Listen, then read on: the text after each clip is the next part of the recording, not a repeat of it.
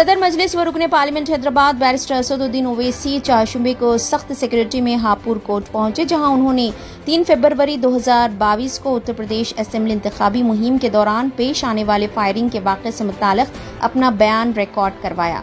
مذکورہ واقعہ اس وقت پیش آیا تھا جب اویسی کے قافلے پر گولیاں چلائی گئی تھی۔ عدالتی کارروائی حملے کی جاری تحقیقات کا ایک حصہ ہے۔ اس واقعے نے انتخابی مہم کے دوران سیاسی رہنماؤں کی حفاظت کے بارے میں سنگین سوالات اٹھائے تھے، جس سے حفاظتی اقدامات کو بڑھانے کی ضرورت پر بات چیت کا آغاز بھی ہوا تھا۔ تلنگانہ گورنمنٹ مائنارٹی ریزیڈنشل اسکولوں کی عمارتوں کے مالکین کی جانب سے کرائے کے بقایا جات کے مسئلے پر عمارت کو مفقل کرنے کے واقعات کا حکومت نے سخت نوٹ لیا ہے۔ ضلعی کلکٹرز کو ہدایت دی گئی ہے کہ اقامتی اسکولوں کی گیٹ کو مفقل کرنے والوں کے خلاف فوجداری کارروائی کی جائے۔ وزیر بہبودی پسماندہ طبقات پونم پربھاکر نے عمارتوں کے مالکین کو تیقن دیا کہ حکومت بقایا جات کے ساتھ کرائے ادا کرے گی، لیکن عمارتوں کو مفقل کرنے کی صورت میں سخت قانونی کارروائی کی جائے گی۔ واضح رہے کہ تلنگانہ کے بعض اضلاع میں مائنارٹی ریزیڈنشل اسکولوں کی عمارتوں کے مالکین نے کرائے کے بقایا جات کی ادائیگی کا مطالبہ کرتے ہوئے گیٹس کو مفقل کر دیا تھا۔ یہ معاملہ سوشل میڈیا میں تیزی سے وائرل ہو گیا۔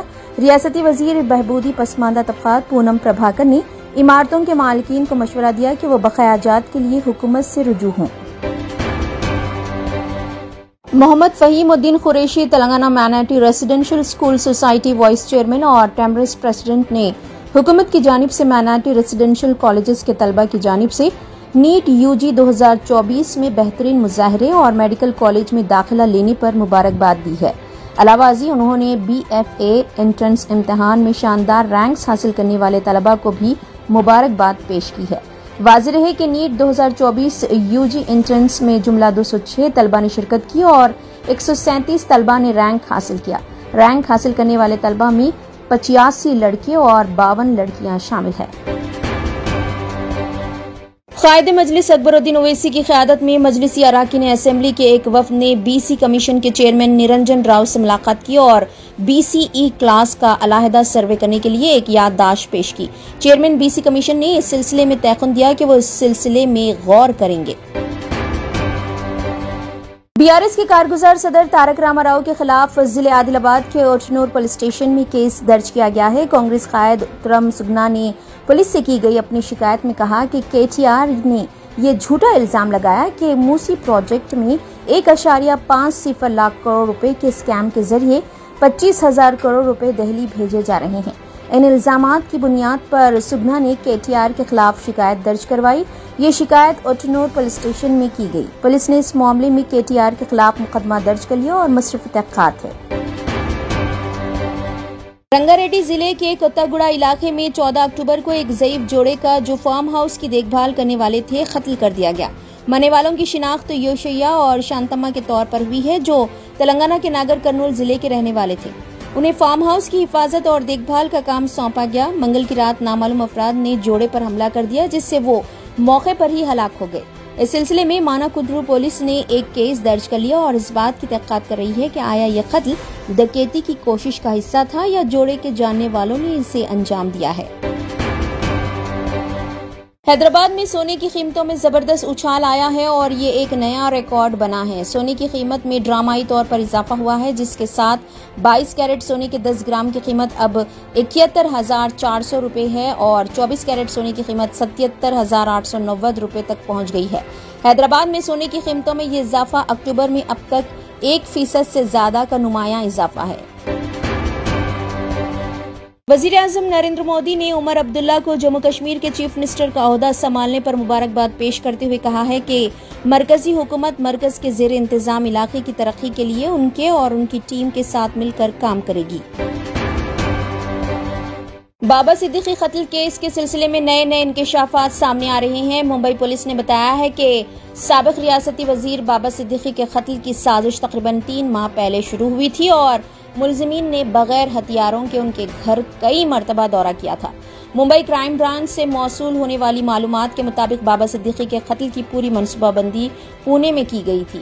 ممبئی کرائم برانچ نے اب تک 15 سے زائد افراد کے بیانات قلم بند کیے ہیں، جن میں کئی عینی شاہدین بھی شامل ہیں جو واقعے کے وقت موجود تھے۔ بابا صدیقی کا 12 اکتوبر کو ممبئی کے نرمل نگر علاقے میں 3 افراد نے گولی مار کر قتل کر دیا گیا تھا۔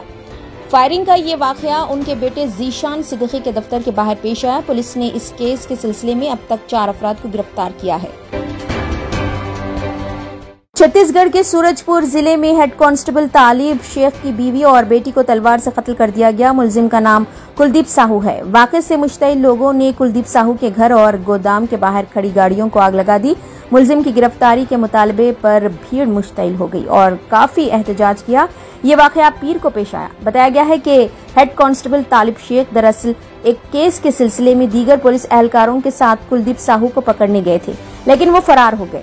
اس کے 2 دن بعد کلدیپ نے طالب شیخ کے گھر میں داخل ہو کر ان کی بیوی مہناز فیض اور بیٹی عالیہ شیخ کو تلوار سے قتل کر دیا اور دونوں ماں اور بیٹی کی نعشیں ان کے گھر سے تقریباً 5 کلومیٹر دور نہر کے پاس کھیت میں پھینک دیا۔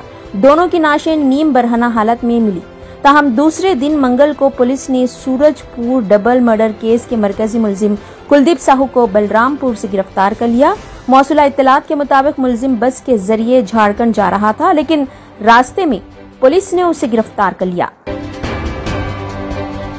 بہراج میں ہوئے تشدد کے بعد مقامی مسلمانوں کے خلاف ایک طرفہ کارروائیوں کی شکایات موصول ہو رہی ہے۔ تفصیلات کے مطابق بہراج میں 13 اکتوبر کی شام 5 بجے کے قریب مورتی وسرجن کا ایک جلوس تحصیل محسی کے گاؤں مہاراج گنج کے بازار سے ہو کر نکل رہا تھا۔ جلوس میں شامل افراد نے مسلمانوں کے گھروں کے سامنے جلوس روک دیا اور ڈی جے کی آواز تیز کر کے قابل اعتراض نعرے لگانے لگے اور مسلمانوں کے گھروں سے ہرے جھنڈوں کو اتار کر بھگوا جھنڈا لگانے لگے۔ اعتراض پر شرپسند گھر میں داخل ہو کر توڑ پھوڑ کرنے لگے، جس سے فریقین کے درمیان پتھراؤ اور مار پیٹ ہونے لگی، حتیٰ کہ گولی چل گئی جس سے رام گوپال مشرا نامی شخص کی موت ہو گئی۔ موت کی خبر پھیلتے ہی شرپسندوں نے پورے علاقے میں توڑ پھوڑ اور آتش زنی شروع کر دی، حتیٰ کہ علاقے کے علاوہ شہر بہراج کے مختلف مقامات میں کئی دکانیں نذر آتش کر دی گئی۔ تازہ رپورٹ کے مطابق گاؤں میں مسلم نوجوانوں کی ایک طرفہ گرفتاریاں شروع ہو گئی ہے، جس کی وجہ سے اقلیتوں میں خوف کا ایک ماحول ہے۔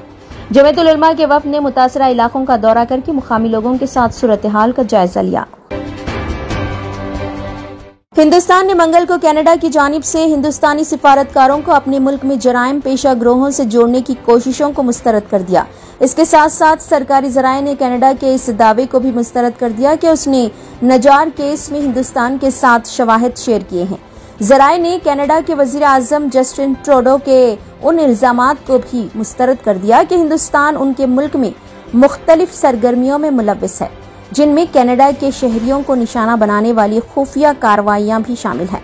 ہندوستان اور کینیڈا کے درمیان تعلقات پیر کو اس وقت خراب ہو گئے جب ہندوستان نے سکھ انتہا پسند ہردیپ سنگھ نجار کے قتل کی تحقیقات میں سفیر کے ملوث ہونے کینیڈا کے الزامات کو مسترد کر دیا اور 6 کینیڈین سفارتکاروں کو ملک بدر کر دیا اور اپنے ہائی کمشنر کو واپس طلب کر لیا۔ ڈاکٹر صابریز آئی ہاسپٹل واقع اعتبار چوک حیدرآباد پرانے شہر میں آنکھوں کے امراض کے لیے بہترین ہاسپٹل۔